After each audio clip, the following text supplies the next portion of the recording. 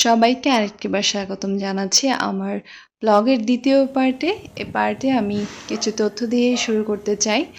আমরা যেহেতু গাজীপুর থেকে জিন্দা পার্কের উদ্দেশ্যে গিয়েছি, যেটা অবস্থিত নারায়ণগঞ্জে, সেহেতু আমরা একটা রিজার্ভ অটো নিয়ে গিয়েছি। এবং আপনারা যারা ঢাকার ভিতরে আছেন তাদের জন্য ভালো হবে তারা যদি কোনো রিজার্ভ গাড়ি বা বাস নিয়ে যেতে পারে, কারণ ওখান থেকে আসলে ফিরে আসা একটু কষ্ট হয়ে যাবে, কারণ এটা নারায়ণগঞ্জে অনেকটা ভিতরে এবং এটা ঢুকতে হলো 100 টাকা করে টিকিট কাটতে হয়। এবং খাবার দাবারের ব্যবস্থা সেখানে রয়েছে, আপনারা চাইলে খাবার দাবার নিয়েও যেতে পারেন, চাইলে খাবার দাবার ওখান থেকে ক্রয় করে খেতে পারেন। এবং আপনাদের ওখানে বিশ্রাম নেওয়ার জন্য কিছু রুম রয়েছে, কিন্তু ওখানে আসলে সারাদিনের জন্য থাকার ভাবে কোনো ব্যবস্থা নেই, বা আপনি যে রাতে স্টে করতে চান তেমন একটা কোনো ব্যবস্থা থাকবে না। আপনি সারাদিনের জন্য যদি যেতে চান তাহলে এটা আসলে খুব সুন্দর একটা জায়গা আপনাদের জন্য হবে।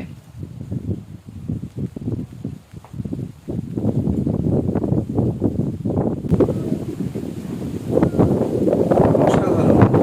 ভালো লাগছে এখানে এসে। সবচেয়ে বড় কথা, এত সুন্দর বাতাস, এত গরমের মাঝখানে এখানে এসে যেন এক শান্তির নীড়ে আসলাম এরকম মনে হচ্ছে।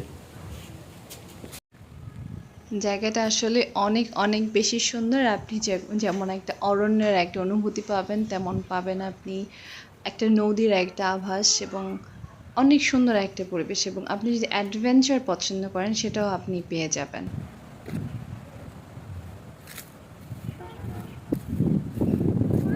ম্যাম, আপনার অনুভূতির কথা বলুন। এখানে এসে আপনার কি অনুভূতি হচ্ছে?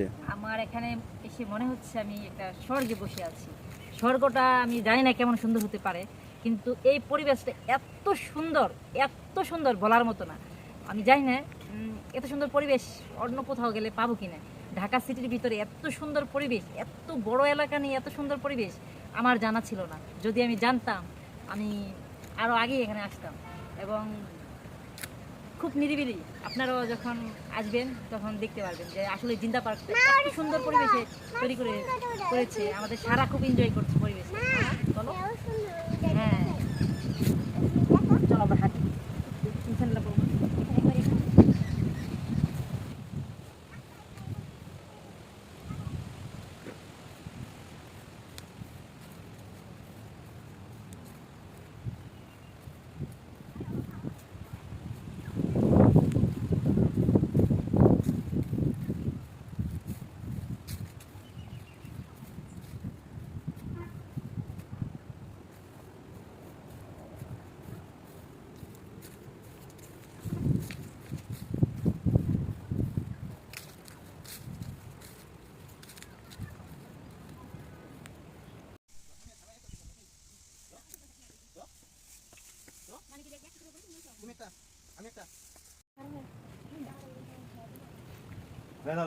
সুদীপ,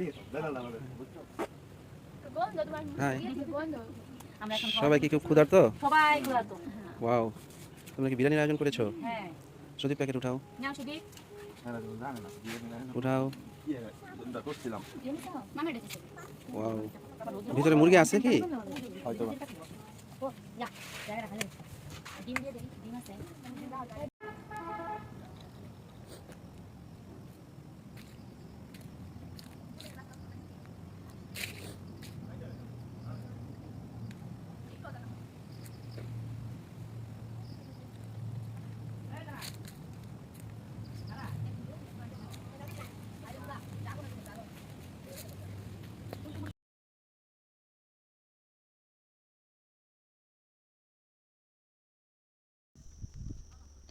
এখানে আকর্ষণীয় অনেক বিষয় রয়েছে, যেমন আপনি দেখতে পাবেন একটা ভাসমান পুল, বা আমরা যেটাকে ব্রিজ বলি, একটা ভাসমান আপনি ব্রিজ দেখতে পাবেন। আপনি যদি অ্যাডভেঞ্চার পছন্দ করেন, এইখানে অনেক বড় বড় গাছ রয়েছে এবং সেই গাছে ছোট ছোট এক একটা আপনার ট্রি হাউস রয়েছে, যে গাছগুলো আসলে অনেক বেশি উঁচু উঁচু, এবং সেখানে অনেক সিঁড়ি দিয়ে আছে, সিঁড়ি রয়েছে এবং সিঁড়ির উপরে আপনার ছোট করে একটা ট্রি হাউস রয়েছে। এবং আমার সামনে দেখতেই পাচ্ছেন আপনারা যে আপনাদেরকে যে ভাসমান ব্রিজের কথা বলেছিলাম, এই সেই ভাসমান ব্রিজ।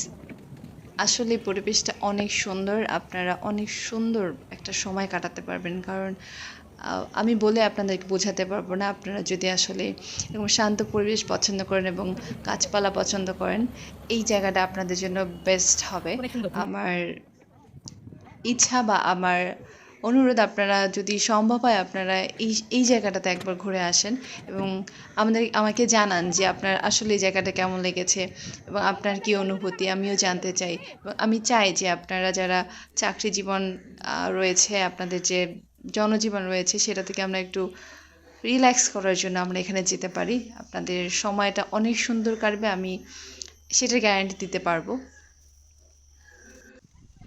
আপনারা যদি কেউ আগে থেকে যেয়ে থাকেন বা আপনারা যেতে চান বা গিয়েছেন, ঘুরে আসেন, আমাকে জানাতে পারেন যে আপনাদের কেমন লেগেছে এবং আপনাদের অনুভূতি আমরা জানতে চাই। আমাদের কমেন্ট করে জানাতে পারেন।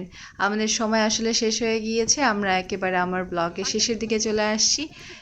আবার দেখা হবে নতুন একটি ব্লগে, নতুন একটি জায়গা নিয়ে আবার আপনাদের সামনে হাজির হব। ততদিন আপনারা ভালো থাকেন, সুস্থ থাকেন, আমাকে এভাবেই সাপোর্ট করতে থাকেন। ধন্যবাদ।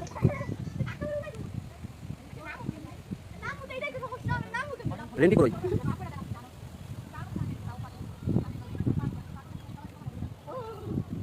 তাকাও।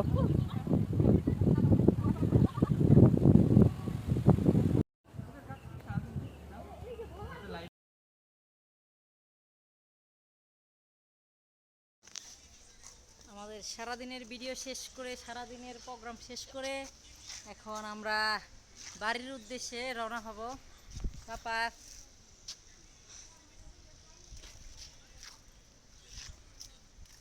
আসো।